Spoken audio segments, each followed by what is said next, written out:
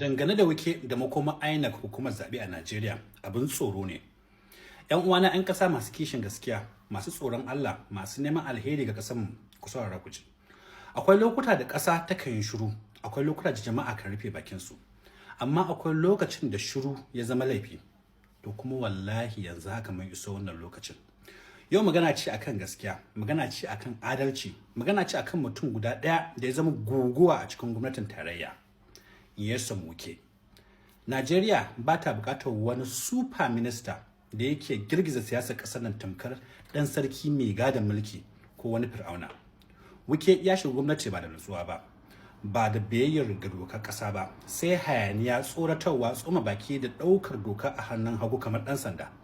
FCT birnin Abuja da ya kamata wajen ya kasance madogarar tsari ya koma filin rikici a ƙarƙashinsa, ya kwace jihohi, ya tsoma baki a jam'iyyu, ya rushe tsarin demokradiyya a Rivers, ya zama kamar azzalumin da ke goge tsarin adalci. Wannan ba jagoranci bane, wannan barazana ce, wannan kirar kama karya ce. Muna da batun INEC, muna da shi.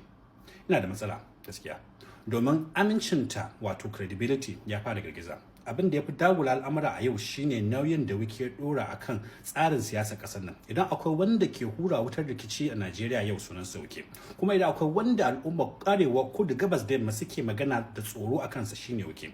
Da irin wannan kama karan na Wike, ta yaya INEC za ta aikata zaɓe ta tabbatar da shi cikin adalci? Shi ma shaban shugaban INEC ɗan Farfesa a mafitan dan akwai kashi a duwawansa saboda ya yi kalamai na tunziri da ya isa ya jawo rikicin addini.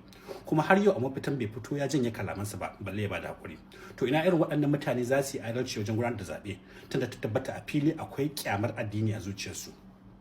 To yanzu jama'a na magana, masu shiga kasuwa na magana, talakawa na kuka, 'yan siyasa na tsoro, ma'aikata na rawar jiki, amma gwamnati ta kira wannan wai faɗan siyasa.